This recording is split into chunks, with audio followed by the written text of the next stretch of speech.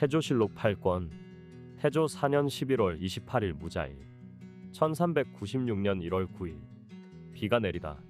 비가 내렸다. 간관 이정견 등이 매일 조회 뒤에는 대신 및 여러 관리로부터 국정을 상세히 보고받을 것을 아뢰다. 간관 이정견 등이 상소하였다. 서경에는 계책은 일반 백성에게까지 물어야 한다고 하였고, 시경에는 나무꾼과 풀꾼에게도 물어보라 하였습니다. 임금께서는 궁궐 깊은 곳에 계시니 자칫 사소한 일을 모두 아시기 어렵습니다. 신하는 마땅히 인견되어 보고하고 그 잘잘못을 아뢰어야 민심이 막히지 않고 정사가 바르게 됩니다. 지금 조정은 매달 6번 조회를 엽니다. 이것은 단지 신하들이 예를 표하기 위해서가 아니라 조정의 국사를 논의하고 결정하기 위함입니다. 전하께서 매일 조회 후 대신들과 함께 정사를 강론하시는 것은 매우 중요한 일이나 백관들이 담당하는 여러 행정의 득실과 백성들의 고통은 어찌 다 전하께 직접 전달될 수 있겠습니까?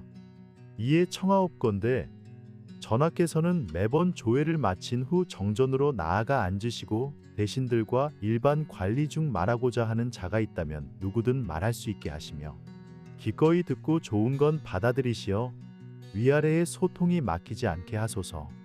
또한 각 도의 수령은 백성과 가까이 있어 백성의 형편을 잘 알 수 있사오니 그들로 하여금 민생과 정치의 득실 그리고 백성에게 이익과 해가 되는 일들을 사실대로 봉함하여 바로 전하께 올리게 하소서. 이에 임금이 말하였다. 나는 조회마다 이미 대신들과 함께 정사를 강론하고 있으니 일반 관리까지 따로 면대해 아랠 필요는 없다.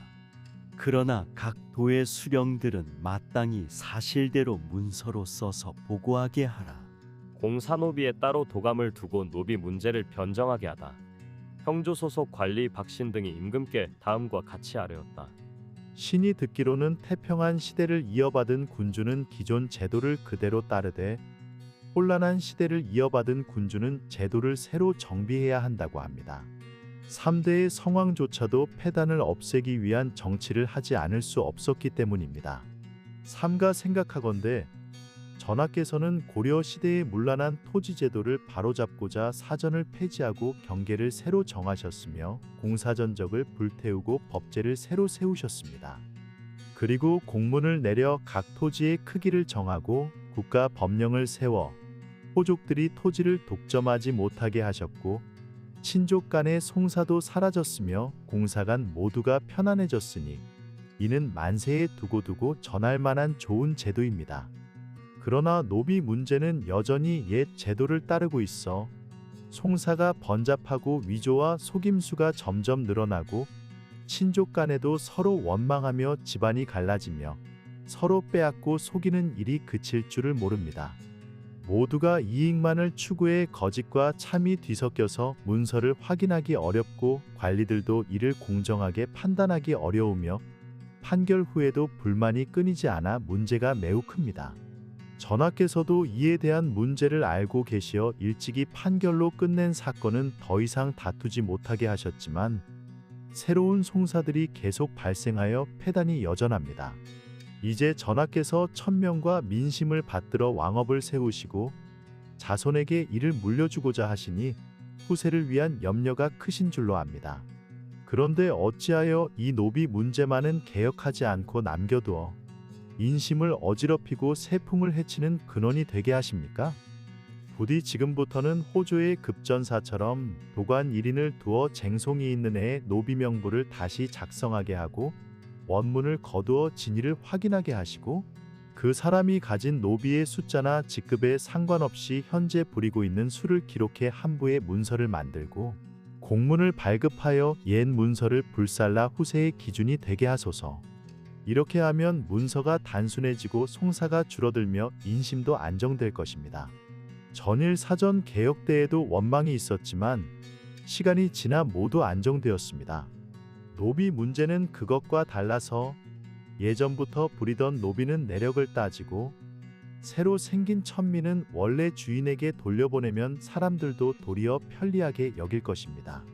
만일 힘 있는 자가 약한 자의 노비를 빼앗아도 그대로 가지게 되면 억울해도 호소할 수 없다는 말이 나올까 염려된다면 따로 관청을 두어 일정한 기한을 정해 위와 같은 쟁송을 모두 처리하게 하시고 그 뒤 공문을 발급하고 옛 문서를 불태워 위조와 쟁탈의 근원을 막아야 합니다.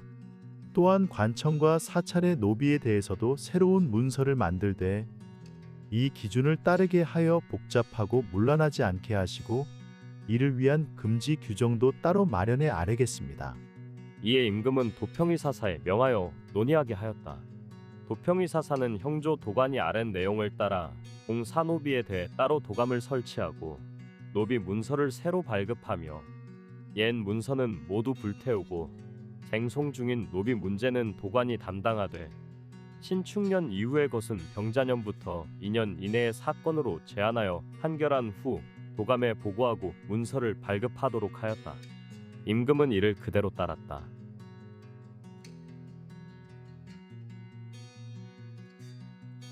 태조실록 8권 태조 4년 12월 1일 경자일 1396년 1월 11일 북쪽에 붉은 기온이 끼다. 북쪽 하늘에 붉은 기온이 나타났다. 태조실록 8권 태조 4년 12월 3일 임진일 1396년 1월 13일 남편 고종제와 간통하고 남편을 교살한 여자를 교형에 처하다.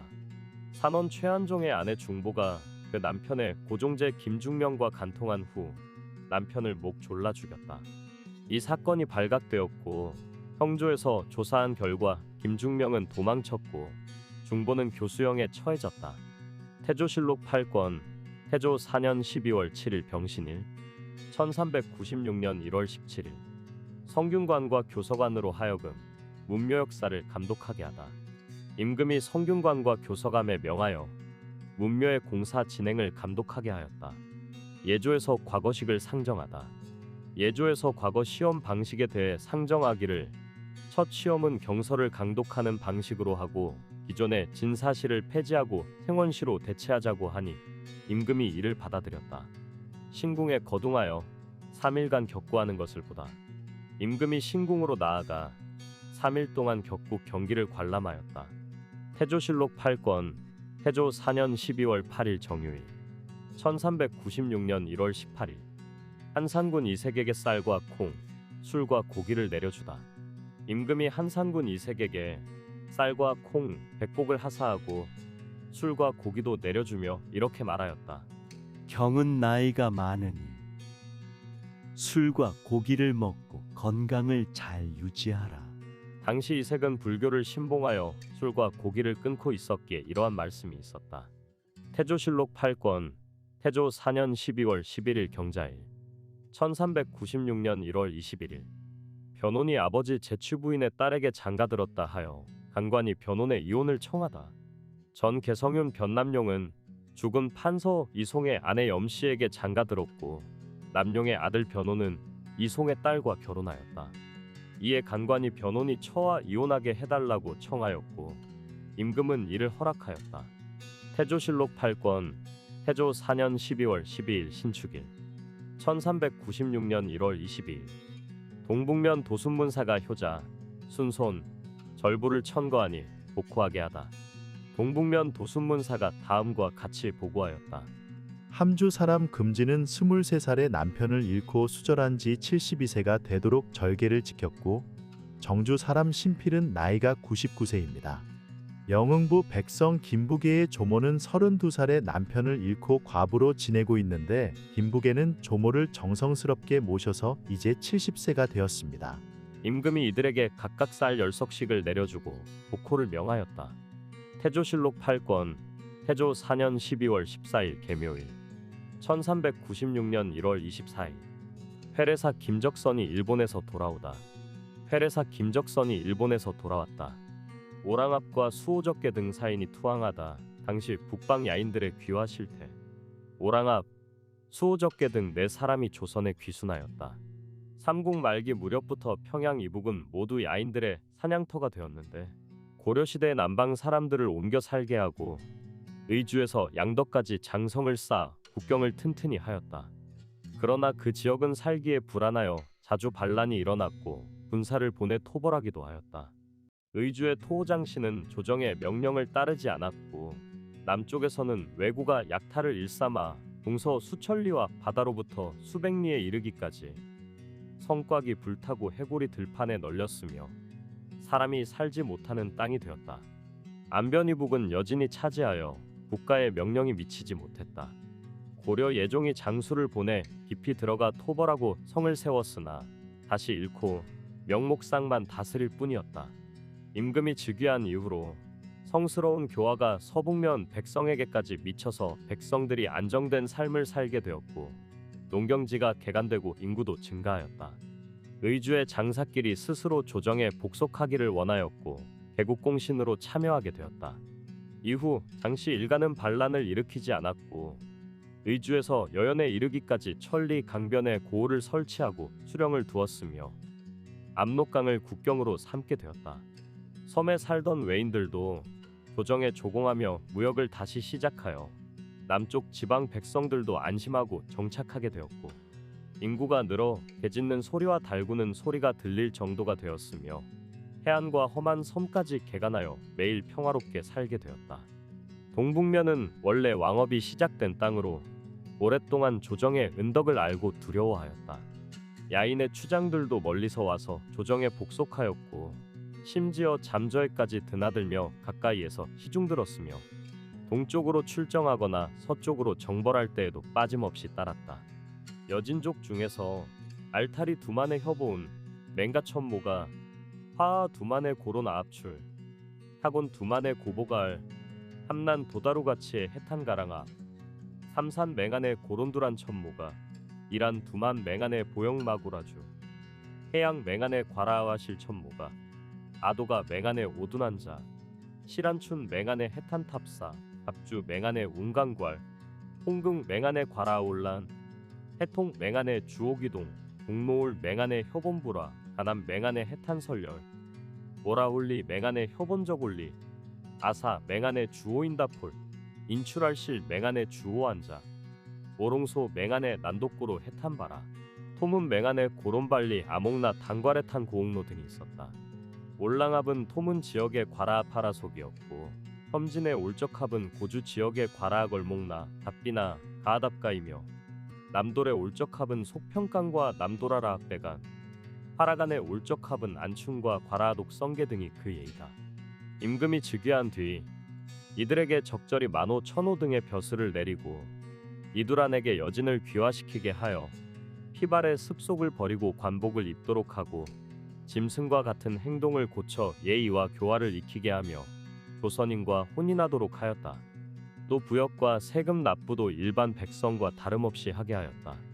야인들 중에서도 추장의 지배를 부끄럽게 여긴 이들은 모두 조선 국민이 되기를 원하였으며 공주에서 갑상까지 읍과 진을 설치하고 군사를 훈련하며 백성을 다스렸다. 또 학교를 세워 경전을 가르치고 문무가 함께 발전하여 천리의 땅이 모두 조선의 판도에 편입되어 두만강을 국경으로 삼았다. 강 건너의 야인들도 의를 사모하여 어떤 이는 직접 조정에 와서 조공하고 어떤 이는 자식을 인질로 보내거나 벼슬을 받기를 원했고 내지로 옮겨와 살거나 토산물을 바치는 자들이 줄을 이었다. 말을 기르다 좋은 새끼가 나면 자기네가 갖지 않고 서로 바치려 했으며 국경 근처에 사는 자들이 조선인과 송사를 하면 조선 관청에서 시비를 따져 벌을 주기도 하고 매를 치기도 하였으나 변방의 관리들을 원망하는 일이 없었다. 사냥을 할 때에도 스스로 삼군에 소속되기를 원하여 짐승을 잡으면 관청에 바쳤고 법을 어기면 벌을 받는 것이 조선인과 다를 바 없었다. 임금이 동북면에 행차하여 왕릉을 참배하였을 때 강 건너 야인들이 앞다투어 찾아와 뵙고 멀어와서 못 만난 이들은 모두 눈물을 흘리며 돌아갔다. 지금도 그들은 태조의 은덕을 잊지 않고 변방의 관리들과 술을 마시다 태조를 회상하며 감격해 울곤 한다. 동북면 여러 능의 영안군 양호를 보내어 제사를 올리다. 영안군 양호를 동북면에 보내 여러 능의 제사를 올리게 하였다.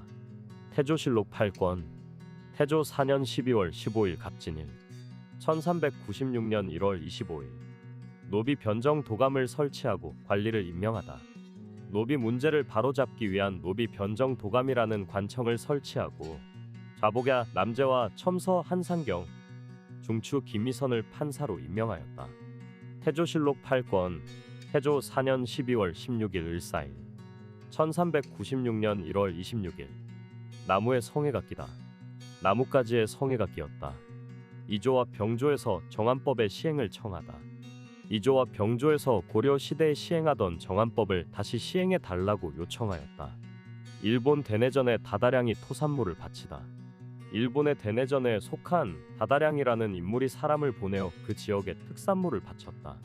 태조실록 8권 태조 4년 12월 19일 무신일 1396년 1월 29일 안개가 끼다. 안개가 짙게 끼었다. 태조실록 8권 태조 4년 12월 20일 기우일 1396년 1월 30일 좌우 정승 조준 김사영과 판삼사사 정도전에게 칼 한 자루씩을 주다. 좌정승 조준, 우정승 김사영, 판삼사사 정도전에게 각각 칼 한 자루씩을 하사하였다. 태조실록 8권 태조 4년 12월 22일 신해일 1396년 2월 1일 이색을 한산백에 봉하고 오급 도제조로 삼다. 이색에게 한산백에 자귀를 내리고 의성고와 덕천고 등 5곳에 창고를 총괄하는 도제조로 임명하였다. 태조실록 8권 태조 4년 12월 23일 임자일 1396년 2월 2일 한산백 이색에게 배로 만든 요열을 내려주다. 한산백 이색에게 대나무로 만든 가마를 하사하였다. 태조실록 8권 태조 4년 12월 24일 개축일 1396년 2월 3일 무안군 이방번의 집에 거둥하여 문병하다. 무안군 이방번의 집으로 행차하여 병문안을 하였다. 태조실록 8권 태조 4년 12월 25일 갑인일 1396년 2월 4일 한산백 이색에게 잔치를 베풀며 문덕곡과 무공곡을 듣다. 임금이 한산백 이색에게 잔치를 베풀었고 판삼사사 정도전도 그 자리에 참석하였다. 임금은 문덕과 무공이라는 두 노래를 들은 뒤 이렇게 말했다. 이 노래는 내 공덕을 칭송한 것인데 실제보다 지나치게 꾸며졌구나.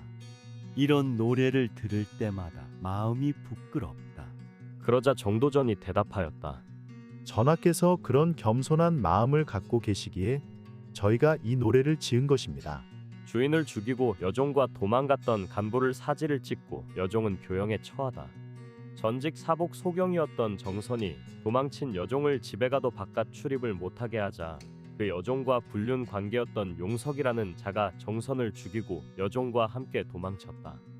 둘은 안산에서 붙잡혔고 용석은 팔다리를 찢어 전국 각지에 보냈으며 여종은 목을 졸라 처형하였다. 음사 회철, 감요 건립, 축산, 토지 분배 등 시무에 관한 법령을 각도에 이첩하다. 익주의 관리 민유이가 다음과 같은 시무책을 건의하였다.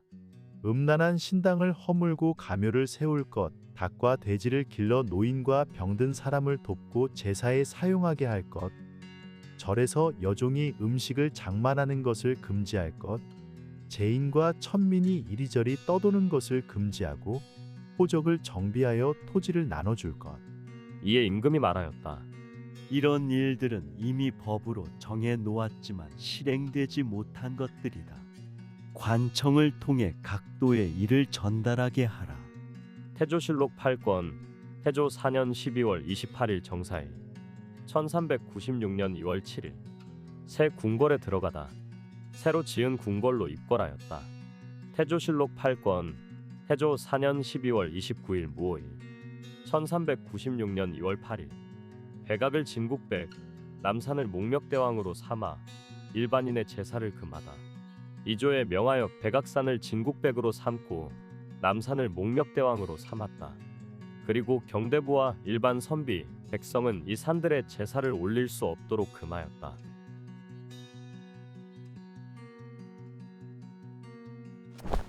태조실록 9권 태조 5년 1월 1일 경신일 1396년 2월 10일 군신을 거느리고 황제가 있는 곳을 향하여 신년 할애 후 군신의 조회를 받고 잔치하다.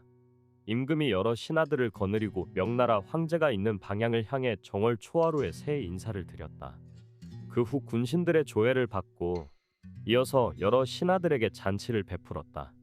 모두 즐겁게 어울리고 있던 중에 광양부원군 이무방이 일어나 춤을 추었고 한 3, 4, 4 정도 전은 잔을 들고 말했다. 정월 초하루는 한 해의 으뜸이고 시조는 한 나라의 으뜸입니다. 으뜸이란 온갖 좋은 것들 가운데 첫째라는 뜻이니 나라의 시조를 예우하는 데에 삼가고 정중해야 합니다. 임금은 이 말이 옳다고 여겼다. 태조실록 국권 태조 5년 1월 3일 임술일 1396년 2월 12일 송사 판결문에 세자의 이름을 쓴 형조 장무 정랑 기몬을 순군옥에 가두다. 형조 소속 장무인 정랑 기몬이 송사 판결서에 세자의 이름을 써 놓았기 때문에 그를 순군옥에 가두게 하였다. 태조실록 국권 태조 5년 1월 4일 개해일 1396년 2월 13일 도성 쌓을 터를 둘러보다. 임금이 도성을 쌓을 자리를 직접 살펴보았다. 태조실록 국권 태조 5년 1월 9일 무진일 1396년 2월 18일 민정 11만 8,070여 명을 징발하여 도성을 쌓게 하다. 도성의 공사 구역 측량과 작업 구역 할당 경상도, 전라도, 강원도, 서북면의 안주 이남, 동북면의 함주 이남 지역에서 민정 11만 8,070여 명을 징발하여 도성 공사를 처음으로 시작하였다. 이미 성을 쌓을 자리를 측량하고 구역마다 이름을 붙여 정했는데 백악산 동쪽에서 천자라는 글자로 시작하여 백악산 서쪽 조자라는 글자에서 끝나게 하였다. 서쪽의 돌제까지 합친 전체 길이는 약 59,500자였고 600자마다 글자 하나를 붙여 구역을 나누었다. 이 글자는 모두 97개였으며 하나의 글자마다 다시 6개 홀을 나누었다. 두 글자마다 감독관을 두었고 판사와 부판사 각 한 명을 배치하였다. 또 사, 부사, 판관을 모두 12명 두었다. 각 지역의 인구 수를 고려해 천자에서 일자까지는 동북면이 맡고 월자에서 한자까지는 강원도가 맡았다. 내자에서 진자까지는 경상도가, 이자에서 용자까지는 전라도가, 사자에서 조자까지는 서북면이 맡도록 하였다. 공사를 감독하는 사람들이 밤낮 없이 일하게 하자 임금이 날씨가 너무 춥다고 하며 밤에는 일을 하지 못하도록 하였다. 도성의 기초를 닦았으므로 백악과 오방신에게 제사하다. 도성의 기초 공사를 시작하였기 때문에 백악산과 동서남북 가운데를 맞는 오방의 신에게 제사를 지냈다.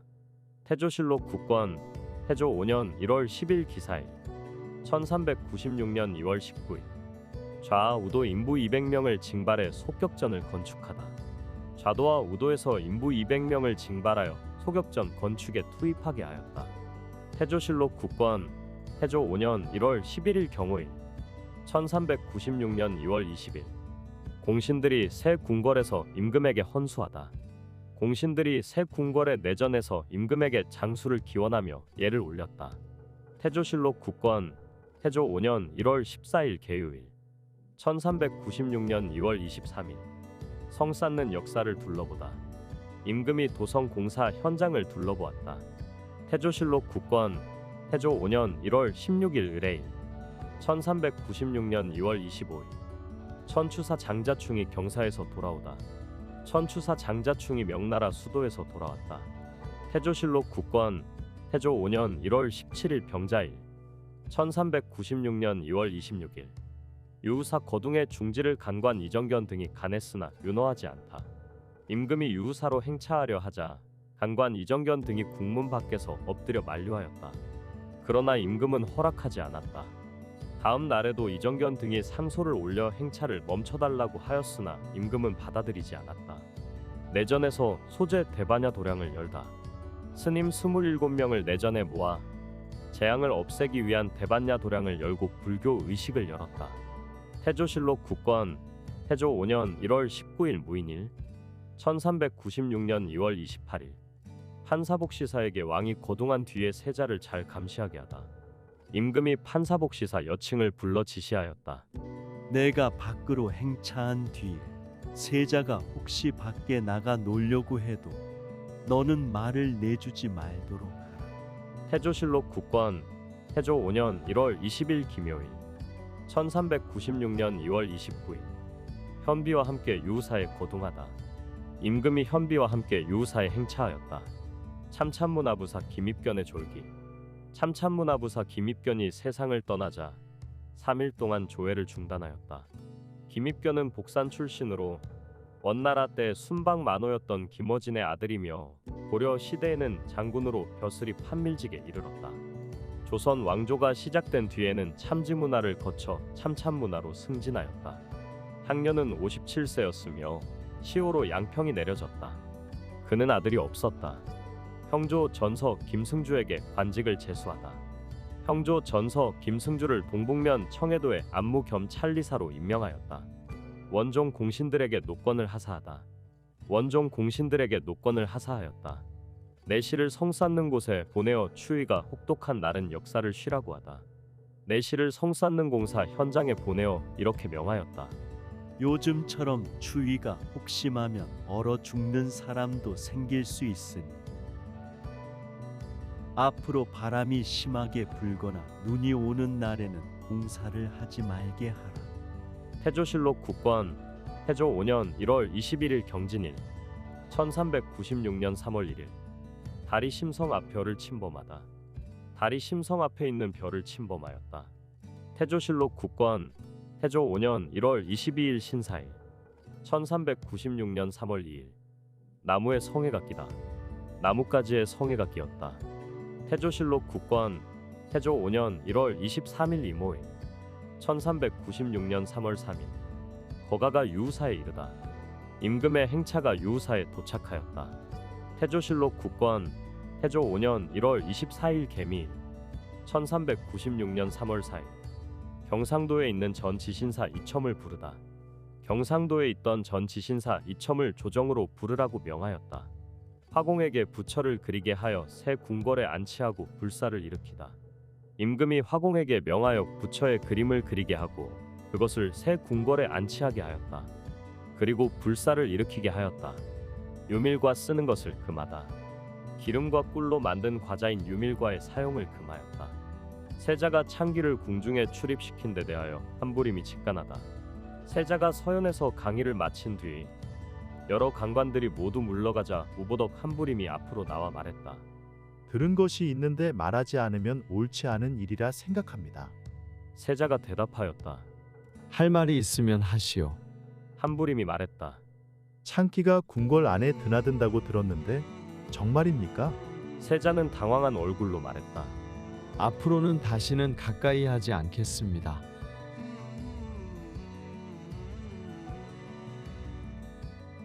태조실록 국권 태조 5년 2월 5일 개사일 1396년 3월 14일 큰 바람이 불고 진눈깨비가 내리다.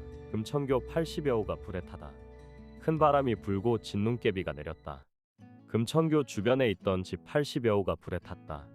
태조실록 국권 태조 5년 2월 9일 정유일 1396년 3월 18일 신년 할애하는 표 전문에 희롱하는 문귀가 있다 하여 힐책하는 명나라 예부의 자문.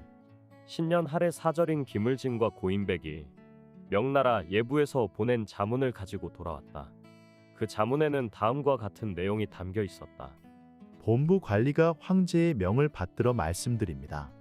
이전에도 조선 국왕이 여러 차례 말과 글로 예절에 어긋나는 태도를 보였다고 하여 본국에서는 산천의 신과 상제에게 그 사정을 고하였습니다.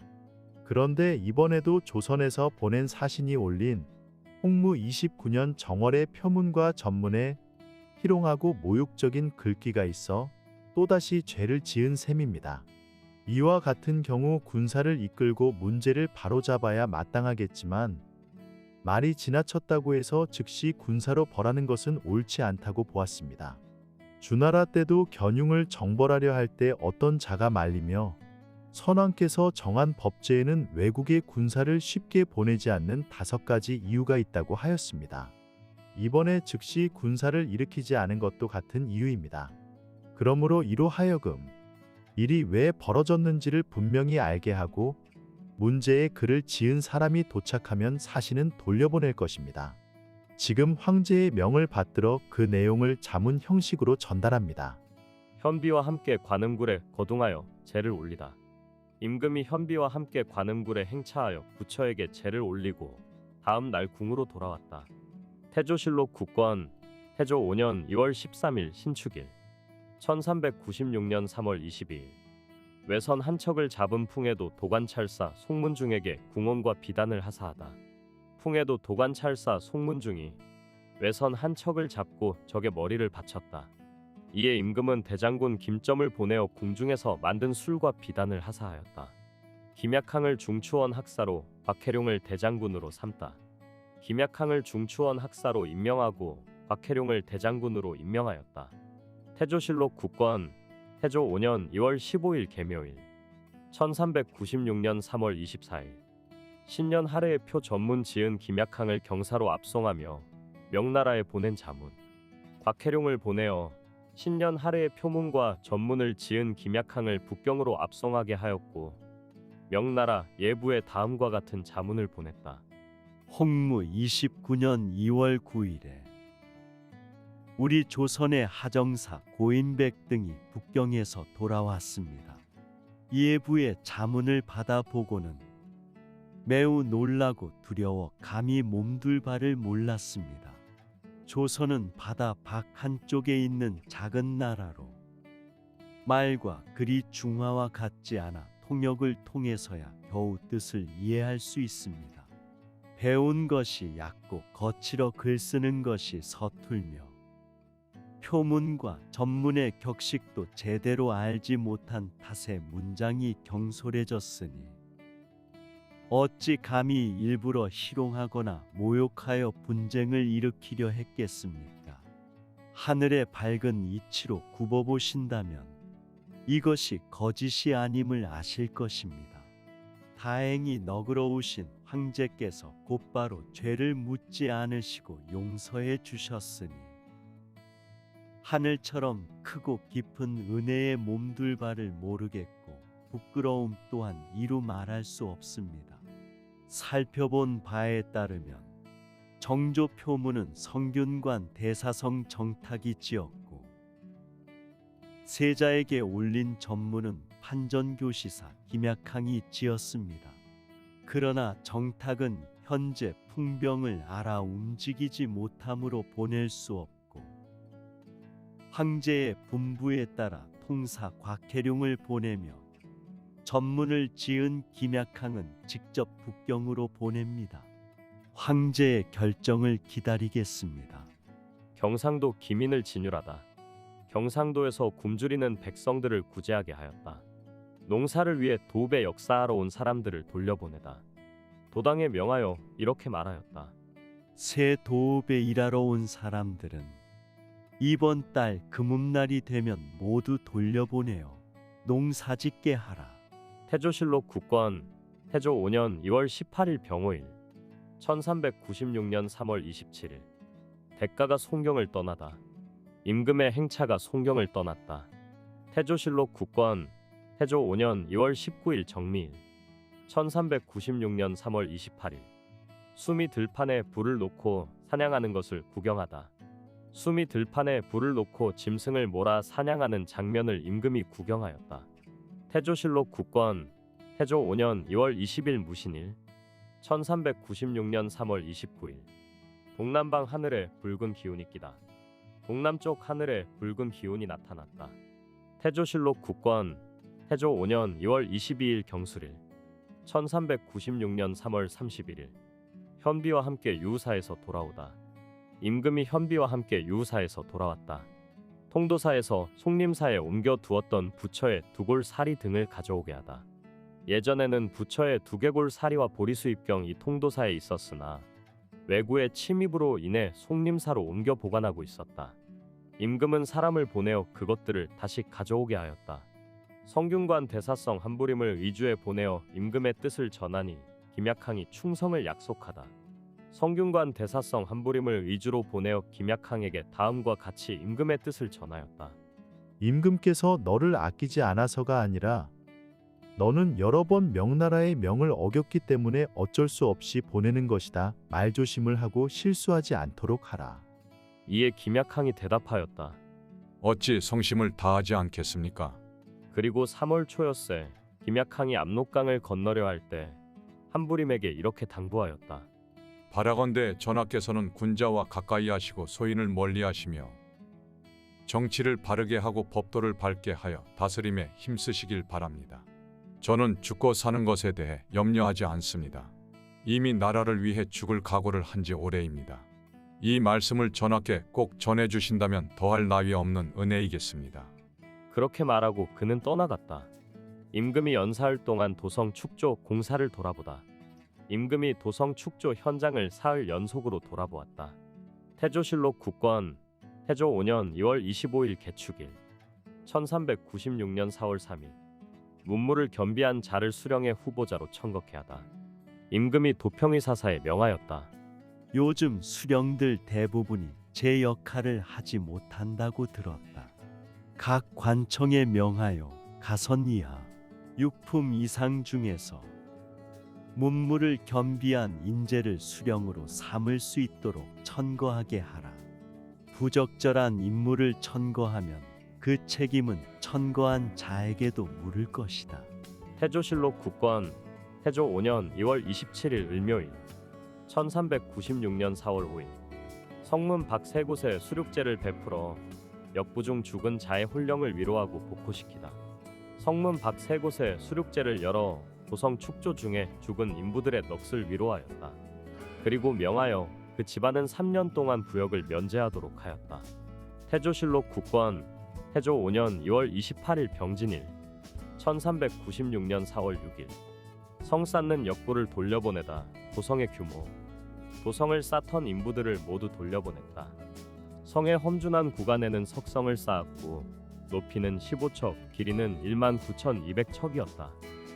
평탄한 산지에는 토성을 쌓았는데 아래 너비는 24척, 위 너비는 18척, 높이는 25척, 길이는 43,300척이었다. 물이 빠지는 수구 자리에는 높은 사다리를 세우고 양쪽에 석성을 쌓았는데 높이는 16척, 길이는 1,050척이었다. 동대문 부근은 지형이 낮아 돌을 포개어 기초를 다지고 성을 쌓았기 때문에 다른 구간보다 더 튼튼하게 되었다. 이 공사는 안동과 성산부 사람들이 맡았으나 끝내지 못했기에 경상도 관찰사 심효생이 이렇게 아뢰었다. 동대문 공사는 10일 정도 더 시간을 주어 마무리하게 해주시고 그 후에는 돌아오지 않게 하소서. 그러나 파난성부사 정의계가 이렇게 아뢰었다. 백성은 속일 수 없습니다. 얼마 전 전하께서 씨 뿌릴 시기가 되었으니 인부들을 모두 돌려보내 농사를 짓게 하라 하셨고 사람들은 크게 기뻐했습니다. 그런데 안동과 성산 사람들만 남긴다면 민심이 흔들릴 것입니다. 공사가 끝나지 못한 것은 지형이 험해서이지 백성들이 게을러서가 아닙니다. 임금은 그 말을 옳게 여기고 안동과 성산 사람들도 함께 돌려보내도록 하였다.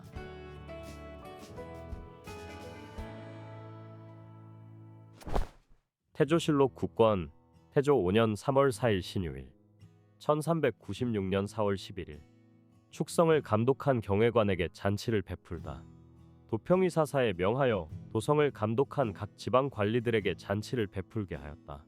술 취하여 행패를 부린 시위 갑사의 아들 안말건을 죄주다. 시위 갑사 안백의 아들 안말건이 술에 취해 길거리에서 행인을 위협하고 물건을 빼앗았다. 이를 본 상의중추원사 황거정이 조례에게 이를 금지하게 하자 안말건이 갑자기 달려들어 조례를 때리고 욕설을 퍼부었다. 임금은 그를 순군부에 가두고 참수하려 하였으나 순군부에서 법에 따라 판단하여 보고하였다. 결국 그는 장 100대를 맞고 수군에 충원되었다. 중들을 모아 온천에 원집을 짓게 하고 쌀과 콩을 내리다. 중들을 모아 온천에 원집을 짓게 하고 쌀과 콩 30석을 하사하였다. 자은종의 도승통 종림과 전 판사 윤한정이 판교원이란 원집을 지어 도성 쌓는 인부들의 병을 치료하다. 자은종의 도승통 종림이 전 판사 윤한정과 함께 판교원이라는 이름의 원집을 세우고 도성을 쌓느라 왕래중 병든 인부들에게 의원을 불러 진찰하게 하고 약을 지어 치료하였다. 또 병든 인부들에게 음식을 제공하고 병이 나은 후에는 식량까지 주어 돌려보냈다. 우정승 김사영이 이 사실을 듣고 임금께 아뢰자 임금은 쌀과 콩, 장과 소금도 함께 하사하도록 명하였다. 효녀 도리장에게 면포를 내려주다. 진원군에 백성 도리장이라는 여인이 있었다. 그녀의 아버지가 도성 공사에 동원되었다가 병이 들었다는 소식을 듣고 도리장이 통곡하며 말했다. 나는 형제가 없으니 내가 가서 돌봐야만 아버지께서 살아서 돌아오실 수 있을 것이다. 그녀는 남자 옷으로 갈아입고 바로 길을 떠났다. 길가에서 병들어 누워있는 사람을 보면 반드시 다가가 확인했으며 마침내 판교원에 이르러 아버지를 찾았다. 아버지의 병이 위중하여 정성껏 간호하고 부축하여 고향으로 돌아왔다. 마을 사람들은 그녀를 효녀라 칭송하였다. 이 이야기가 조정에까지 전해지자 임금은 도리장에게 면포를 하사하였다. 태조실록 국권 태조 5년 3월 7일 갑자일 1396년 4월 14일 중추원의 8인에게 서북면에 수령을 겸하게 하다. 중추원의 관리 8명에게 서북면에 수령직을 겸직하게 하였다. 김노는 이성에, 임경은 강계에, 조숭은 의주에, 박포는 황주에, 장담은 정주에, 황거정은 숙주에, 남실은 성주에, 오몽을은 연산부에 각각 파견하였다. 태조실록 국권 태조 5년 3월 9일 병인일 1396년 4월 16일 술에 취해 임금을 비방하는 말을 한 전 안동 부사 이전을 하옥시키다. 전직 안동 부사였던 이전이 투옥되었다. 이전은 파난성 부사 정의계와 함께 이간군의 집에 가서 술을 마셨다. 술에 취한 채로 서로 농담을 주고받다 비방과 조롱 섞인 말까지 하게 되었고 정의계가 이 사실을 임금께 고하였다. 이에 임금은 헌사에 명하여 국문하게 하였으나 이전은 술에 취해 무슨 말을 했는지 전혀 기억나지 않는다고 답하였다. 태조실록 국권 태조 5년 3월 10일 정묘일 1396년 4월 17일 간관과 대간의 중지상소에도 불구하고 병치료 위해 충청도 온천으로 행차하다. 임금이 충청도 온천으로 행차하였다. 처음에는 간관 이정견 등이 나서서 가지 말기를 간청하였으나 임금은 허락하지 않았다. 대간에서도 여러 명이 연명 상소를 올려 거둥을 멈춰달라고 하였지만 임금은 이렇게 말했다. 온천에 가려는 것은 병을 치료하려는 것인데 대간이 굳이 말리는 이유가 무엇이냐. 그리고 결국 행차를 강행하였다. 태조실록 국권 태조 5년 3월 13일 경호일 1396년 4월 20일 홍경천에서 사냥하다 윤침의 간호 이인이 의성고에 소속으로 해줄 것을 하소하다. 임금이 홍경천 북쪽 교회에서 사냥을 하고 있었는데 윤침의 지파인 2명이 행차 앞에 나아가 자신들을 의성고 소속 종으로 편입시켜 달라고 하소연하였다. 이에 임금은 곤장을 치고 돌려보내게 하였다. 태조실록 국권 태조 5년 3월 16일 계유일 1396년 4월 23일 안개가 끼다. 안개가 짙게 끼었다. 조준과 정도전을 과거 고시관으로 삼다. 정도전이 사양하였으나 윤호하지 않다. 좌정승 조준과 판삼사사 정도전을 과거 시험에 고시관으로 임명하고 도승지 민여익과 대사성 한부림을 성균관의 시험관으로 삼았다. 정도전이 고시관 임명을 사양하자 임금은 받아들이지 않았고 다시 한번 사양하였으나 역시 허락하지 않았다. 민여익도 시험관 임명을 사양하였지만 임금은 윤허하지 않았다. 온천에 도착하다. 임금이 온천에 도착하였다. 전라도인이 성 쌓는 역사에서 많이 죽었다는 말을 듣고 미두를 하사하다. 전라도 사람들이 도성을 쌓는 공사에 참여했다가 병들어 죽은 사람이 많다는 말을 들은 임금은 그 유족에게 쌀과 콩을 하사하게 하였다. 태조실록 국권 태조 5년 3월 19일 병자일 1396년 4월 25일 맏딸을 군자감승 200경에게 출가시키다. 임금이 맏딸을 군자감승 200경에게 시집 보냈다. 태조실록 국권 태조 5년 3월 29일 병술일 1396년 5월 6일 새로 나온 나물과 귤 사냥에서 잡은 것들을 종묘에 천신하다. 봄철에 새로 난 채소와 귤 그리고 사냥에서 잡은 짐승을 종묘에 먼저 바쳐 제사를 올리게 하였다. 남은에게 면포 2피를 내려주다. 남은이 아들을 데리고 임금에게 문안하러 와서 임금이 면포 2피를 하사하였다. 인신과 고명을 줄 수 없다며 표전에 작성자를 보내라고 한명나라 자문 개품사 정총 일행이 북경에서 돌아왔다. 그들은 명나라 예부에서 보내온 자문을 전해왔다. 예부에서는 황제의 명령을 받들어 다음과 같이 전했다. 조선 국왕이 사신 정총을 보내 인신과 고명을 요청하였으나 황제는 다음과 같은 뜻을 내렸다. 중국의 역대 제왕들은 덕으로 다스리고 여러 민족의 특성과 거리를 헤아려 나라를 봉하였다. 조선은 산과 바다로 둘러싸인 외방으로 습속이 달라 중화의 법을 그대로 따를 수 없다. 이번에 조선 국왕이 보낸 문서에는 경박한 문장과 주나라 마지막 왕인 주를 인용한 내용까지 있어 매우 무례하였다. 이 문서가 국왕의 본심인지 신하들의 희롱인지 혹은 중간에 문서가 바뀐 것인지 알 수 없기에 사신들을 돌려보내지 않겠다. 만약 이 표전과 전문을 실제로 지은 사람들을 전부 보내오면 그제서야 사신을 돌려보내겠다. 고하였다.